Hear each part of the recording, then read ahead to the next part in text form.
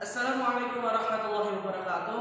Perkenalkan, nama saya Ainur Rahman Putra Hidayah, dan di sini saya bersama teman saya Ahmad Afif. Di sini kami akan mengumpulkan tugas pendidikan kewarganegaraan dengan diskusi tentang ancaman di bidang politik. Nah, di sini saya akan membacakan pengertian ancaman integrasi nasional di bidang politik. Nah, ancaman integrasi nasional di bidang politik adalah setiap usaha dan kegiatan baik dalam negeri maupun luar negeri yang dikategorikan sebagai hal yang membahayakan dan memecah belah persatuan dan mengatasnamakan politik.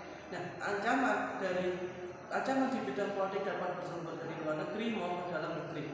Dari luar negeri, ancaman di bidang politik dilakukan oleh suatu negara dengan melakukan tekanan politik terhadap Indonesia, seperti intimidasi, provokasi, atau blokade politik. Merupakan bentuk ancaman non-militer berdimensi politik yang seringkali digunakan oleh pihak-pihak lain untuk menekan negara lain. Nah, ancaman yang berdimensi politik yang bersumber dari dalam negeri dapat berupa penggunaan kekuasaan, penggeraan massa untuk menembakkan suatu pemerintah yang berkuasa, atau menggunakan kekuasaan politik untuk melemahkan kekuasaan pemerintah. Nah, di sini saya akan sedikit memberikan contoh ancaman di bidang politik dari dalam negeri. Bung Karno pernah berkata, perjuanganku lebih mudah karena mengusir penjajah, tapi perjuanganmu lebih sulit karena akan melawan bangsamu sendiri.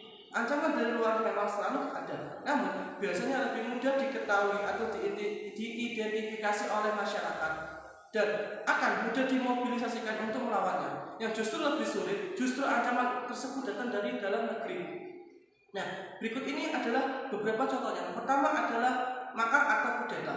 Nah, mengutip jurnal memahami ancaman negara non-militer dan strategi menghadapinya melalui pendidikan karakter pada mata pelajaran PPKN di sekolah, tulisan Muhammad Hari Purnomo Hadi, tindakan makar atau kudeta adalah penggunaan kekuatan berupa pengarahan massa untuk menumbangkan suatu pemerintahan yang berkuasa. Bisa juga dipahami sebagai penggalangan kekuatan politik untuk melemahkan kekuasaan pemerintah. Yang kedua adalah korupsi. Korupsi adalah salah satu ancaman yang berasal dari dalam negeri sendiri. Nah, seperti yang kita ketahui, apabila di Indonesia sendiri masih banyak para pejabat yang memang menyalahgunakan kekuasaan, mereka hanya demi mencari keuntungan semata untuk pribadi dengan cara korupsi.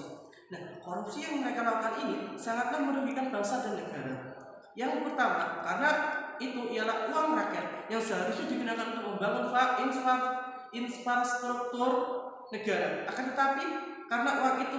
Assalamualaikum warahmatullahi wabarakatuh. Nama saya Ahmad Afif Nolofatra. Di sini saya akan melanjutkan presentasi punya Ainur. Contoh ancaman bidang politik di luar negeri. 1. Terorisme. Mengutip jurnal terorisme dalam perspektif politik dan hukum tulisan Mulyana W. Kusuma 2002. Terorisme internasional adalah pengguna ancaman kekerasan tanpa pandang bulu baik terhadap musuh atau sekutu dalam mencapai tujuan politik. Paham-paham radikal yang berakar dari suatu kelompok di negara tertentu dapat menyebar ke negara lainnya. Biasanya selain menyebar teror, kelompok teroris juga ingin menyebar paham yang mereka anut dan mengganti ideologi negara yang tidak sesuai dengan kehendaknya. 1. Negara asing yang terlalu ikut campur urusan negara. Kadangkala negara asing melakukan tekanan politik, intimidasi, provokasi, atau blokade politik merupakan bentuk ancaman non-militer di bidang politik yang seringkali digunakan oleh pihak tertentu untuk menekan negara lain. Peran pelajar dalam menghadapi ancaman di bidang politik. 1. Mengimplementasikan nilai-nilai yang tergandung dalam Pancasila. 2. Menyaring budaya luar yang masuk ke Indonesia. 3. Cerdas menggunakan sosial media dengan tidak menyebarkan berita yang belum pasti kebenarannya. 4. Menanti segala aturan dan tata tertib di masyarakat. Sekian presentasi yang dapat kami sampaikan. Apabila ada salah kata atau tulisan mohon maaf. Wassalamualaikum warahmatullahi wabarakatuh.